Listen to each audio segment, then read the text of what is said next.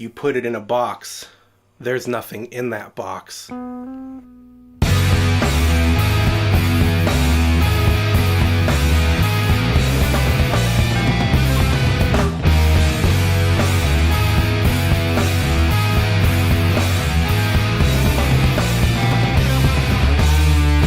Hello music fans, and welcome to Love Notes, where each episode is a note from me to a band I love.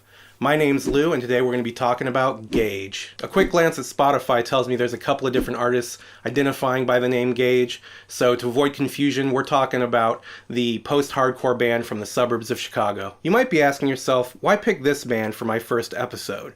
And the answer is simple. This band's the reason this show exists. What I mean is, there's a lot of bands that are hugely influential on me. Bands like Metallica and Nirvana don't really need any extra PR, but there's a gaggle of smaller bands that I want to celebrate, and hopefully turn some new fans onto. And that's the point of this show. There's no better example of this type of underappreciated band than Gage. Formed in 1991, Gage released a handful of 7-inches and a couple of full-length albums before breaking up in 1994. In the years since, they put out a few more records, including 2 robust albums that cover their entire discography from 1991 through 1995. They were also the subject of a 2010 documentary/concert film called Gage 153 that stands as sort of a time capsule, much as I hope this show will. So how did I get turned on to Gage? I went to high school in the northwest suburbs of Chicago, and I was active in the independent punk scene there. Most of the shows we went to were in basements or backyards or places like the local Knights of Columbus Hall. The scene was pretty tight-knit,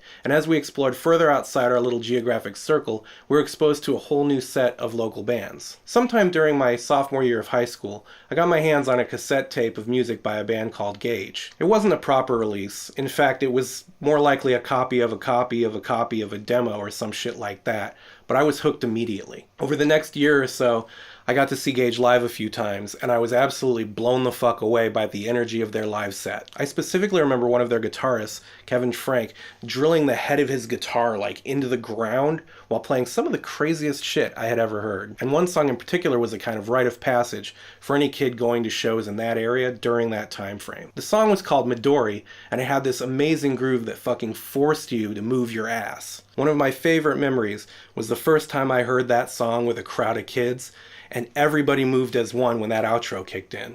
Experiencing that shit would give anybody chills, and it was made so much more special because they were local. This wasn't some huge arena rock band. These guys were ours. So not long after I got that Gage demo cassette, there were rumors floating around about an album. Was it out yet? Was it coming out soon? Where could I get said album if and when it did come out? Back in those days, the internet wasn't really a thing yet. If you wanted to buy an album, you had to get it at a record store, or in the case of an independent release, you actually had to mail order it from the label itself. I guess you had Columbia House, but not for any of the shit I listened to. The easiest way to get a super independent record was to buy it from the band itself at a show. The timing of this story is a little fuzzy, but my memory is that I was the only one of my circle of friends that didn't go to junior prom. Instead, I went to a show alone at a Moose Lodge or some shit. And who do I spy in the crowd?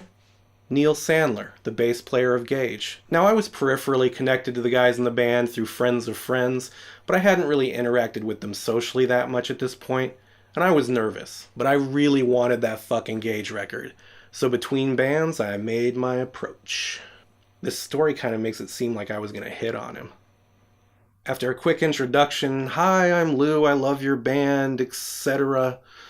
I hit him with it. "Man, I can't find your album anywhere. Is it out yet?" And Neil, who's a super nice guy by the way, told me he had a few copies out in his car. He does not remember this story. Of course I begged to buy one. So we went outside and he sold me a CD out of his trunk for cash. I can't remember how much it was, but it was definitely under $10. A steal at thrice the price. The album was called Soothe, and I listened to that thing on repeat for like a year straight. To my 16-year-old ears, it was a masterpiece. Track 1, Midori. Now, some of my love for Gage is certainly nostalgia related, but I really think that Gage was one of the most creative bands of that area, and maybe one of the most creative bands I've ever heard. To describe their sound is difficult. It was similar to what the Discord bands out of DC were doing, but with just enough Midwestern character to separate it. I remember one of the Kinsella brothers commenting to me that a Gage song was kind of like a math problem, something that challenged the listener, but when solved was immensely satisfying. I'm paraphrasing, but you get my meaning. The elements present in any Gage song are as follows. Dual guitars that slide between melodic and dissonance effortlessly. A bass line that holds the riff together, but always creates a nice groove. Drumming that's never lazy, but never feels showy either. Musical surprises around every corner. On top of that were the vocals. Not quite singing, but definitely not screaming.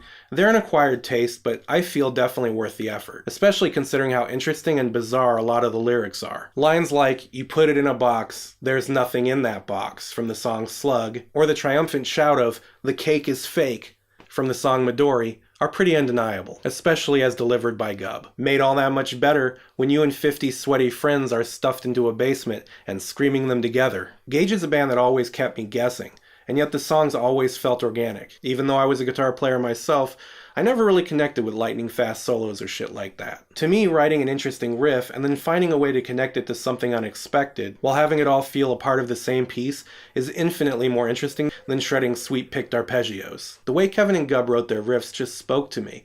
To say they were an influence on my guitar playing would be a massive understatement. And I'm not alone in that opinion.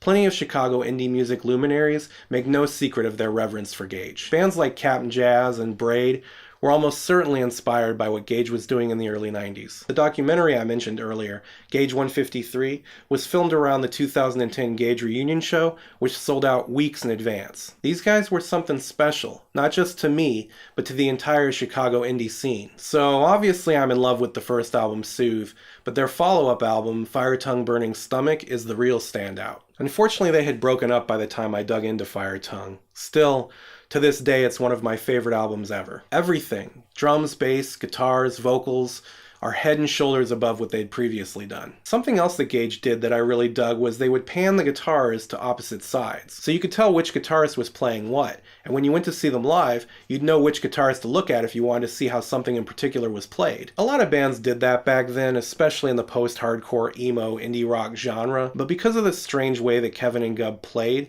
when you would listen to their stuff on headphones, you could suddenly hear a lot of little details you might have missed. I distinctly remember listening to the song Shabby Butter Wilt Necklace. Yes, their song titles are nuts. Shabby Butter Wilt Necklace through headphones while sitting in the library on a break during night school in 1995 and getting the fucking chills when that chorus riff kicked in. God damn, over 20 years ago, and I still remember that moment. I'm going to include links in the description below, so if you want to watch the Gage documentary or you want to buy some of their music and support the band, please do. You can actually buy their entire digital discography for under $15 on Bandcamp.